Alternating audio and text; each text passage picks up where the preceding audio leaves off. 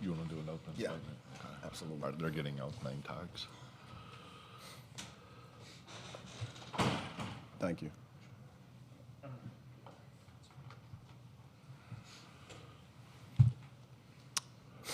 Okay, we'll start with an opening statement from Coach Gates. Great atmosphere. SEC tournament, played a great basketball team in the University of Florida. They are a 1 seed in my eyes, and they obviously played like it. We've learned a lot throughout our 33 games that got us here, but I'll say this, we've had 18 quad one games out of the 33, and that's fourth most in the nation. And that is a stat that I think is indicative and is something that we all have to keep in context. 7 quad one wins. Each win was very difficult. Each win taught us something about ourselves. And I believe the number 1 team in the country, Duke, I think we're tied with them. Is that right, Jason? Yeah, we're tied with Duke with the number of quad one wins this year. We finished 6th, obviously, in the conference, and that's an accomplishment for us. We still left opportunities out there to finish higher. We were only one of 2 schools nationally with 3 top 5 wins. If we would have gotten one tonight, I thought that would have put us in a great position. But I'm proud of our guys. I'm proud of our program, and we'll debrief how we need to debrief.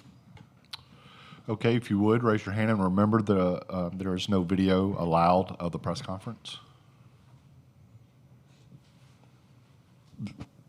Andy Theobald, Columbia, Missourian. Tamar and Walter Clayton had 17 of his 18 points in the first half and went into the second half with no shot attempts. What was the adjustments on defense of defending a guard like Walter Clayton to make him have no shot attempts in the second half?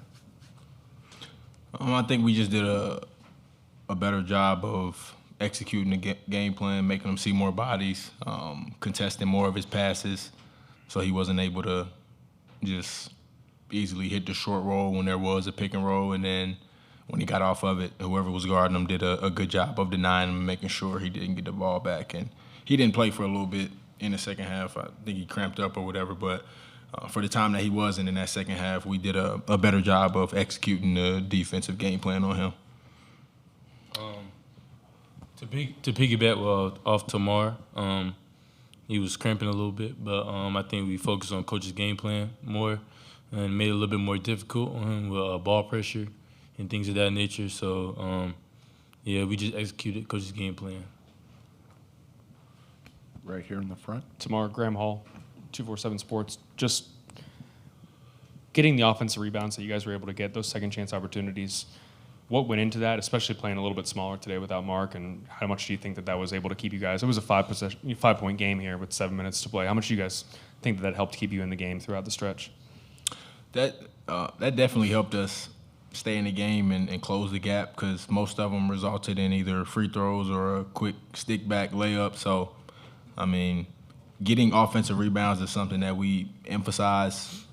I mean, we emphasize it all season. So, I mean, we were able to execute that tonight. And, I mean, it's just about a willingness to crash the offensive glass. And when we do, most of the time we get double-digit offensive rebounds, and it goes in our favor. Zach Alberti on 3. How tough was it for you guys to not have Mark tonight, and how did that affect y'all's lineup? It was tough having our leading scorer out there, but we're 18 strong, and this next person up, so we believe in each other. We want everyone to be successful in our team, and our connectivity off the court is what believes in 18 strong, and we want everyone to be successful in our team. And then you guys lit Florida up from 3 in Gainesville. What did they do tonight to defend you guys better, and is there anything that you feel like you guys just didn't do well?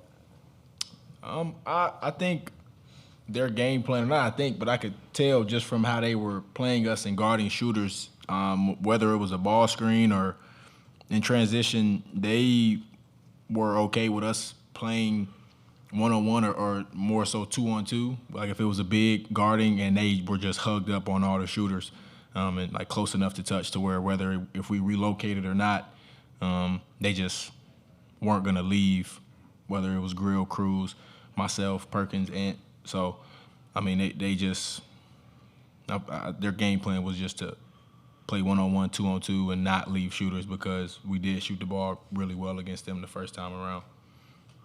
Okay, our last question for players right here. Anthony, you just heard Coach Gates go over your guys' accomplishments throughout the season. With all that said, how much do you think that has prepared you guys for potentially making some noise in the NCAA tournament here? With our schedule, we played a lot of great teams in this conference. And I believe it prepared us for this next season we have. And, we're just going to follow what coaches have to say and game plan and, go forward with that. Okay, the players are dismissed at this time.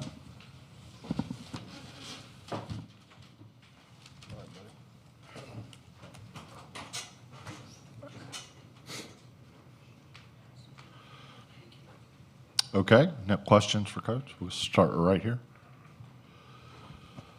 Coach, correct me if I'm wrong, but I believe you said yesterday that Florida was playing a little bit different than the last time you faced them. Could you just elaborate that on a little bit and maybe what they've adjusted or improved upon since you guys were in Gainesville on January 14th? I'm not going to give that game plan out because the next game, in my eyes, I want to see the SEC successful in the NCAA tournament. So I'm not going to give what I think of any team in this conference away to somebody else. But I would say this respectfully, that's a great question, okay?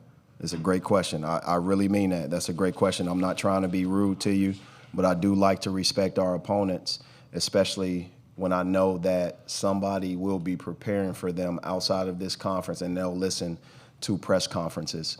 What I would say is they shot the heck out the basketball. They were shooting 80% for a long period of time, and it seemed like they wouldn't miss.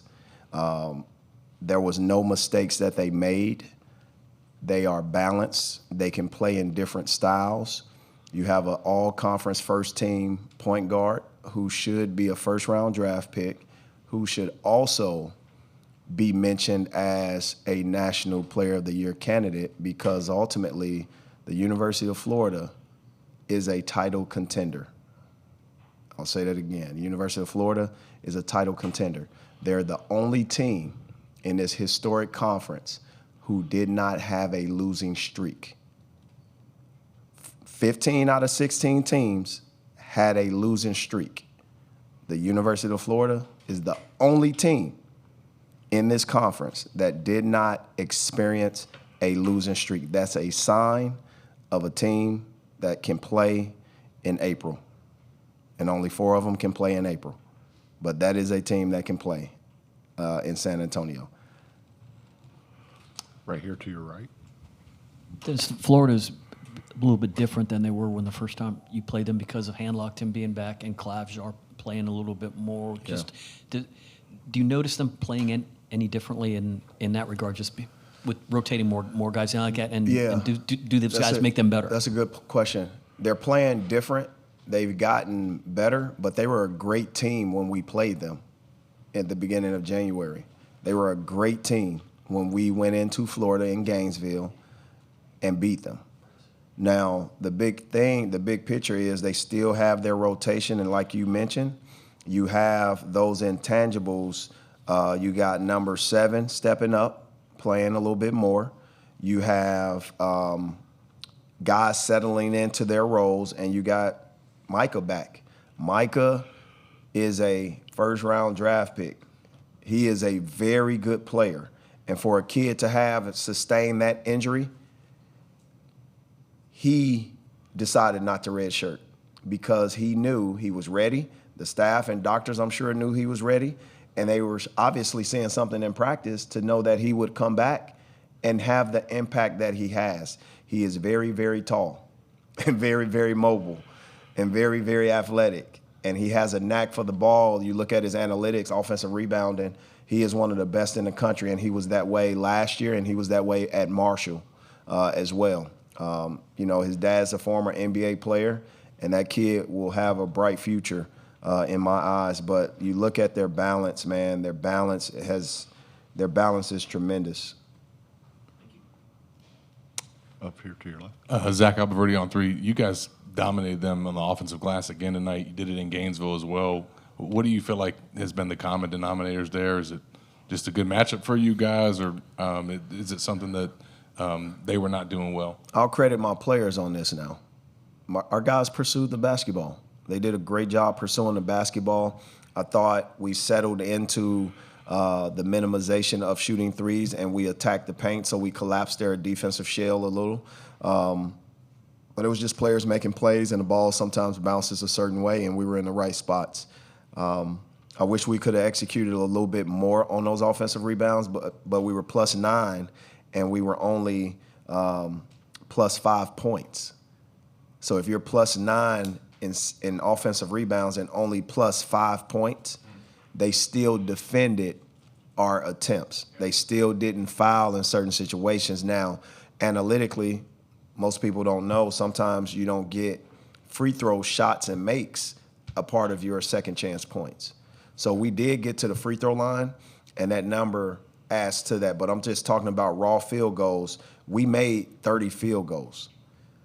30 field goals is a lot of field goals to make and still lose. We just couldn't overcome their hot shooting, and we were always that -10 that they started with. We were at that entirety set us back for the 35 minutes, 40 minutes of the game because they came out blazing and did not miss those shots. In the back. I knew Drew was going to ask a question. Drew King with PowerMizzou.com. Coach, obviously Mark Mitchell out tonight. Is there any update on his status? And then also, what kind of changes for the team when he's unavailable? And what are you wanting to see from the guys who were filling in for him? So you bring up a great question that I knew only you would ask, okay? I had to make a decision.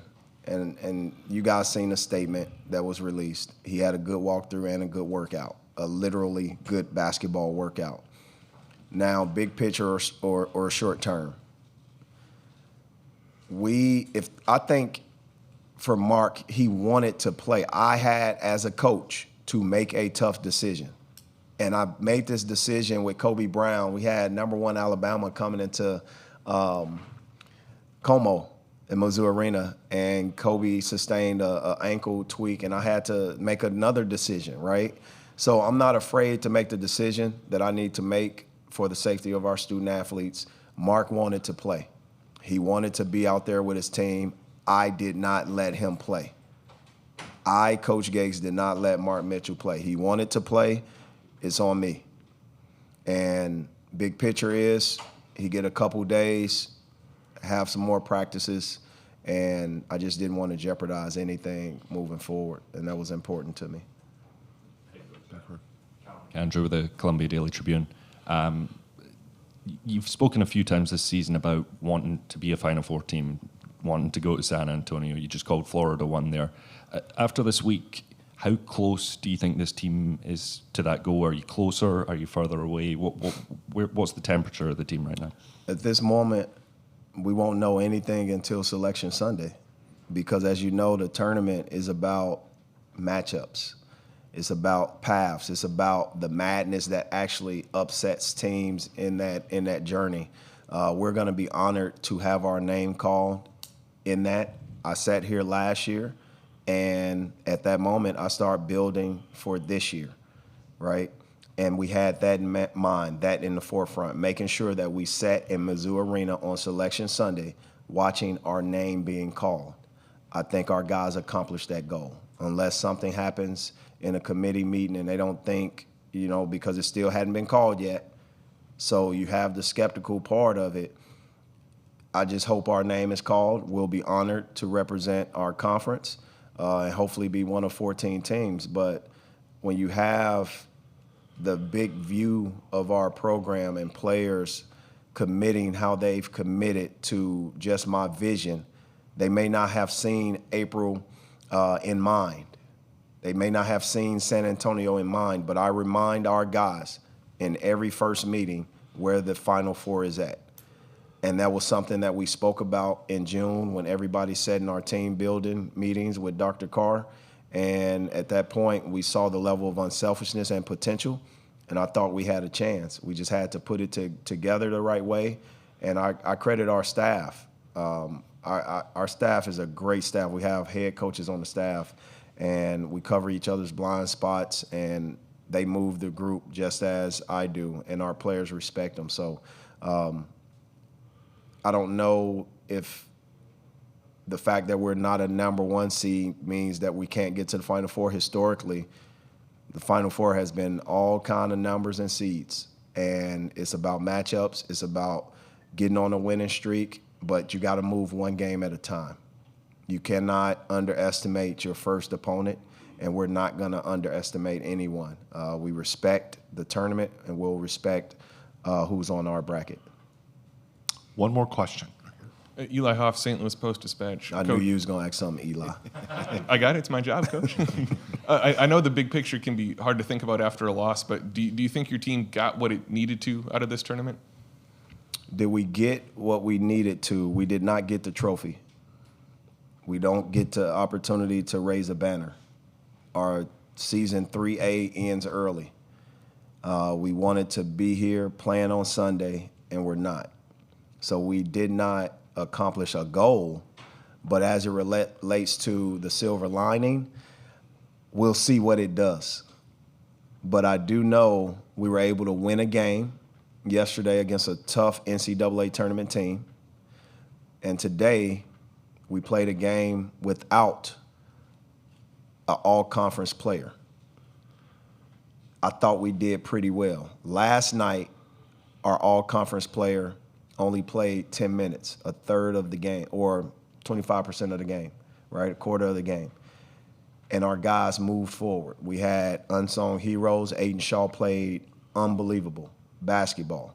Josh Gray rebounded the heck out the ball. Tony Perkins and Tamar Bates had great games, but collectively as a unit, we played some great basketball. So we saw ourselves do that in a neutral site, which is great. And we'll be at a neutral site, playing basketball somewhere. The next part of it is the psychological part.